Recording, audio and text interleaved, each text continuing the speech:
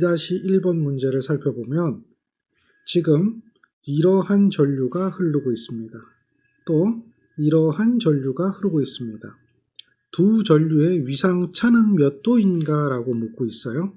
우리가 이 문제에서 살펴봐야 될 건 어떤 건 살펴봐야 되겠습니까? 자, 이 전류는 지금 어떤 전류죠? 여기가 사인이죠. 사인입니다. 다음에 이 전류는 어떤 전류죠? 코사인이죠. 코사인. 그러니까 사인하고 코사인하고 위상차가 있다는 거죠. 몇 도의 위상차가 있을까요? 사인하고 코사인은 코사인의 세타가 사인의 세타보다는 90도 앞서고 있다라고 하는 것을 우리는 알고 있는 거죠. 그러니까 당연히 위상차는 뭐예요? 비교가 되면 90도 위상차가 생긴다. 사인과 코사인의 위상차가 몇 도이냐라고 하는 것만 알면 이 문제는 0도? 아니죠. 30도? 아니죠. 60도도 아니죠. 90도밖에 답이 될 수가 없는 거죠. 자, 이런 문제는 쉽습니까? 어렵습니까? 딱 문제만 놓고 생각해보면 어때요? 굉장히 쉽죠? 답이 바로 요것만 봐도 답이 바로 90도라는 것을 우리는 알 수가 있습니다. 가능하죠? 그 다음 문제 한번 살펴볼까요? 자, 2-2번 문제 같은 경우는 이와 같습니다. 주파수가 어떻게 되나요? 물어요. 그러면 지금 이러한 값이 우리는 무슨 값인지 알 수 있습니다. 무슨 값입니까? 이러한 값을 우리는 순식값이라고 부릅니다. 그리고 순식값에서 요 사인 앞에 있는 이 값을 무슨 값이라고 합니까? 자, 이러한 값을 무슨 값이라고 해요? 최대값이다 라고 이야기를 하는 거죠. 그리고 이것을 가지고 우리는 무엇을 만들어요? 평균값도 만들고 다음에 실효값도 만들어내는 거죠. 그리고 요것을 뭐라고 할까요? 오메가 t 이렇게 얘기할 때 여기에 오메가 값이 있습니다. 지금 현재 오메가 값이 얼마라고 하는 거죠? 요 내용을 보면 377이다 라고 이야기합니다. 자, 이 오메가가 무엇일까요? 각 주파수 이렇게 이야기하는 거죠. 그래서 각 주파수는 2파이 f 라디안 퍼 세컨드에 얘가 377이다 라고 문제에 주어지고 있는 겁니다. 이런 순식값의 의미를 아셔야 돼요. 따라서 f를 구하라 그러니까 377을 얼마로 나눠요? 2파이로 나눠주게 되는 거죠. 그러니까 얘가 얼마죠? 60 나옵니다. 따라서 답이 3번이 되는데 60Hz가 되겠죠? 자, 여기서 이 파이가 180도냐 3.14냐라고 하는 부분을 구분하셔야 되는데요. 180도와 3.14를 구분할 수 있어야 되는데 뭘 가지고 구분합니까? 각도의 의미냐 아니냐에 대한 의미를 생각하시면 되죠. 지금 얘는 오메가에 대해서 들어간 값이기 때문에 각도의 개념이 아니라는 거죠. 여기에 있는 이 파이는 뭐죠? 그렇죠. 얘는 원주율의 개념으로 들어가 있다라고 하는 것을 알 수가 있습니다. 그래서 이러한 오메가에 대한 값을 이해를 하고 답을 찾아낼 수 있어야 된다. 따라서 답은 몇 번이죠? 3번이 된다라고 하는 것을 알 수가 있습니다. 어렵지 않죠? 잘 정리하셔야 됩니다. 자, 그 다음 문제. 이 문제는 2-3번인데요. 교류 전류는 크기 및 방향이 주기적으로 변한다라고 되어 있죠. 따라서 한 주기에 대한 이렇게 얘기하고 있어요. 한 주기. 거기에 대한 평균값을 구하라. 그러면 한 주기는 얼마죠? 0이죠. 크기와 방향이 바뀌고 있는 교류이기 때문에 한 주기에 대한 평균값을 구하면 그 값이 0이 됩니다. 따라서 반주기만을, 그러니까 0이 되지 않는 부분, 반복되는 부분이죠. 반주기만을 적분해가지고 평균값을 구하는 게 이제 우리가 일반적으로 주기파에 대한 이야기가 되겠죠. 평균값을 구할 때. 그래서 얘는 한죽이라고 하는 이 키워드에 의해서 0이 되어진다라고 하는 것을 아셔야 됩니다. 어렵지 않죠? 그래서 한죽이 평균값이다. 그리고 이러한 평균값에 대한 식을 여러분들은 구분할 수가 있어야 됩니다. 평균값에 대한 식, 실효값에 대한 식, 요게 정의, 그리고 여러 가지 파형에 대한 평균값과 실효값을 구할 수 있는 내용들을 여러분들은 문제를 해결할 수 있는 능력을 키워야 됩니다. 이거는 지난 시간에 다 진행이 됐죠. 그래서 이러한 문제들은 이미 지난 시간에 여러분들이 했던 문제입니다. 맞습니까? 기억이 나야 되겠죠? 자, 정리를 하셔야 됩니다. 12번 문제는 전압 전류를 복소수로 표시하는 페이저 기호법, 복소수로 표시하는 페이저 기호법이라고 하고 있어요.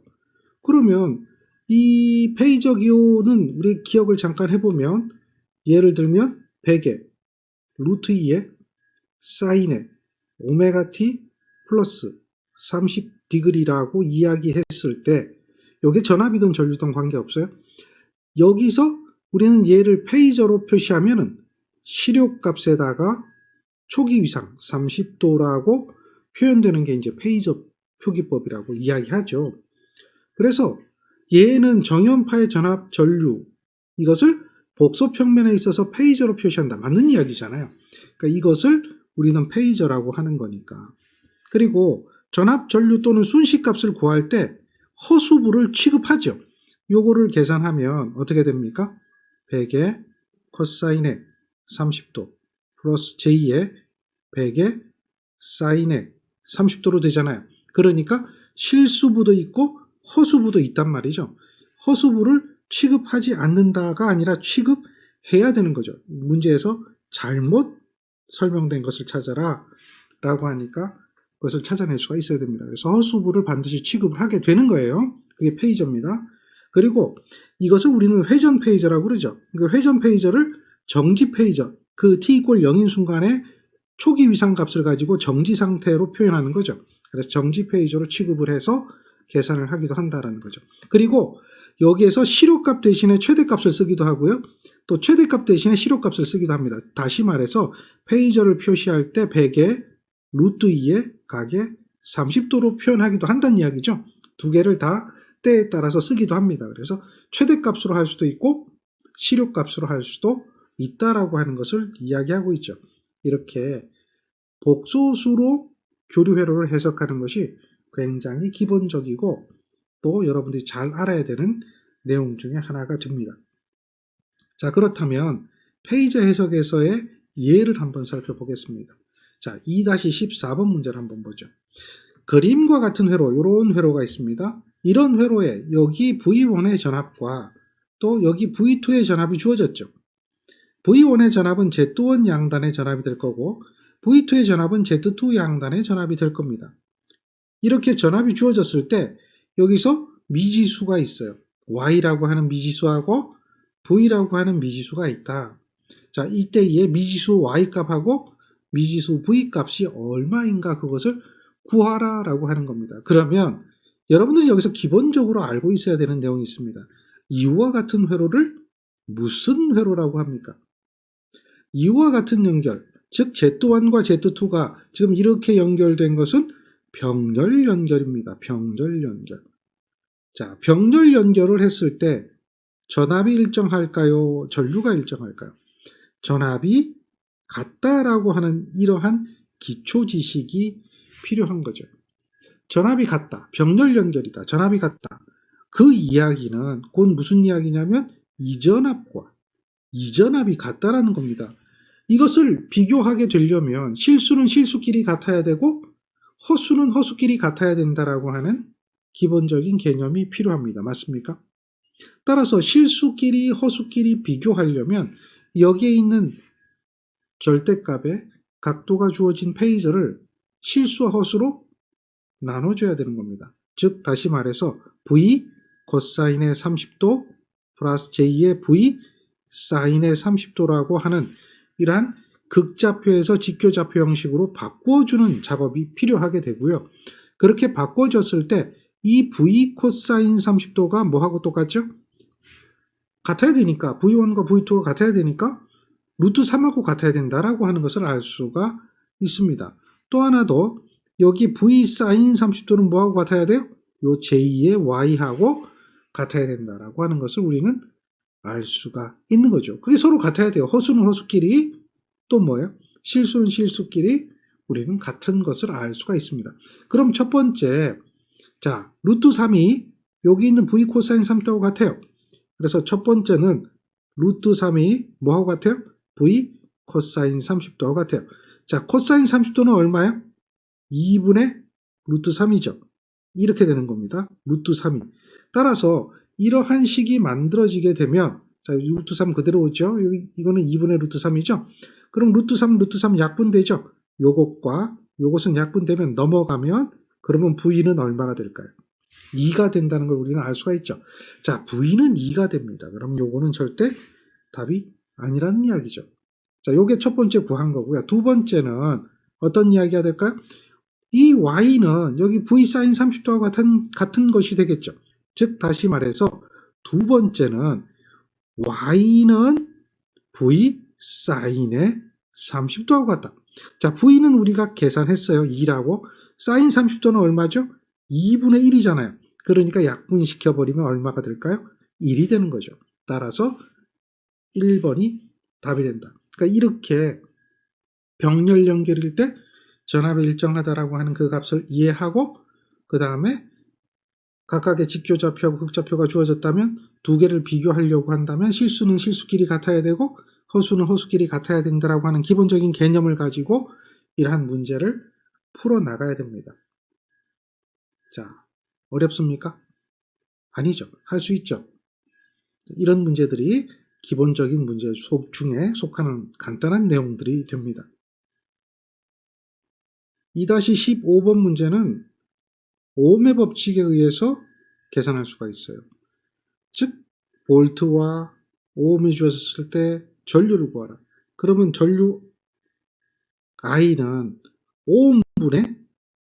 오음분의 뭔지 모르지만 오음이에요.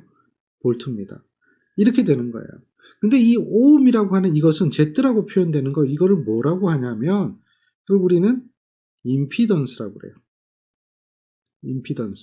임피던스는 저항하고 플러스 J의 리액턴스의 합입니다. 리액턴스. 이렇게 되어지거든요. 요거는 이제 기본 교류 회로에서 우리가 배워야 될 내용이에요. 그런데 단위만을 보면 당연히 오음의 법칙에 의해서 보면 이렇게 되는 것을 우리는 알 수가 있단 말이죠. 항상 오음분의 볼트가 되겠죠. 따라서 지금 오음이라고 하는 이것은 4-J의 3이 되겠고요. 볼트라고 하는 것은 얘가 96 플러스 J의 28이 되겠죠. 이것은 여러분들이 계산하기 나름이에요. 요거를 수학적으로 계산해도 좋아요. 수학적으로 계산하려면 어떻게 하면 되냐면 요거의 공액복소수를 여기 4-J의 3이라면 자 여기는 96 플러스 J의 28이라면 여기에서 여러분들은 이렇게 하는 거죠. 수학적으로 계산한다면 4 플러스 J의 3 여기다가 4 플러스 J의 3 이렇게 공액복소수를 분자분모에 곱해서 정리하는 거죠. 그래서 요거를 요거를 실수로 만들어주는 거잖아요. 그렇게 해서 계산하거나 또는 얘를 좌표 변환하는 거죠. 좌표 변환 이런 형태로. 즉 좌표 변환하면 수학적으로 보면 어떻게 좌표 변환이 될까요?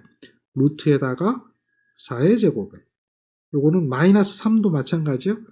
크기를 구하는 거니까요. 그리고 각도가 나오는데요. 아크 탄젠트 4분의 마이너스 3이 되겠죠. 요 위에는 96의 제곱에 28이 있네요. 28의 제곱을 루트 씌워줘야 되겠죠. 이렇게. 그리고 마찬가지로 아크 탄젠트 96분의 얼마죠? 96분의 28 이렇게 해줘야 되겠죠. 이렇게 해서 계산하거나 어쨌든 해줘야 된다는 얘기예요. 요거를 계산하면 요거는 절대값 길이는 나눠주고 각도는 빼주는 거잖아요. 이거는 또 전개 해가지고 또 크기를 구하는 거잖아요. 어쨌든 이렇게 해서 계산해서 12 플러스 J의 16을 하던 또는 얘는 20에 아크 탄젠트 해가지고 얘가 3분의 4가 나오던. 이거는 어쨌든 간에 계산이 뭡니까? 수학적인 계산이라는 거죠. 수학적인 계산. 그런데 말입니다. 여기서 이러한 수학적인 계산을 할 필요가 있다고 그랬어요? 없다고 그랬어요? 수학적인 계산을. 해야 됩니까? 말아야 됩니까? 이러한 수학적인 계산. 이러한 수학적인 계산. 할 필요가 없다라고 그렇게 말씀드렸죠. 왜? 무엇을 이용하라 그랬어요? 이거 빨리 해결하셔야 돼요. 계산기 사용법을 반드시 보시고 이걸 해결해 줘야 됩니다. 뭘 하라 그랬어요? 이것을 계산기를 사용해라. 계산기를 사용하면 얘는 얼마가 나옵니까? 20이 나올 거고요. 그 다음에 각도는 뭐 아크 탄젠트 3분의 4 이렇게 되는 값으로 나올 거예요. 자, 그렇게 나올 겁니다. 그러면 이것을 표현하는 방법이 두 가지로 나온다 그랬잖아요. 이렇게 표현이 되든지 이렇게 표현이 되든지 둘 중에 하나만 여러분들 지금 알고 있습니다. 맞습니까? 그렇게 표현이 될 거 아니에요. 그런데 이렇게 되는 것은 우리는 극좌표, 직교좌표라고 하죠. 이렇게 표현되는 것을 우리는 뭐라고 그래요? 이렇게 표현되는 것을 극좌표, 극좌표라고 하죠. 그런데 요것을 이렇게 표현해요. 2에 이렇게 익스포넨셜 해가지고 제2의 아크 탄젠트 3분의 4 이런 식으로 표현할 수도 있어요. 이것을 갖다 우리는 뭐라고 하냐면 지수좌표라 그래요. 즉 지수좌표는 극좌표하고 똑같은 거예요. 단지 각도를 표현할 때 그 각도가 익스포넨셜 위에 j2의 얼마 값으로 표시되는 것 뿐이에요. 그러니까 각도를 여기에 있는 각도를 이렇게 표현했다는 것 뿐이지 나머지는 다 똑같다는 겁니다. 즉 극좌표나 지수좌표나 같은 형태라고 보면 돼요. 그래서 복소수를 연산할 때 지수 법칙을 적용해서 복소수를 연산하기도 하는 거죠. 어쨌든 같은 의미라고 하는 걸 기억해야 돼요.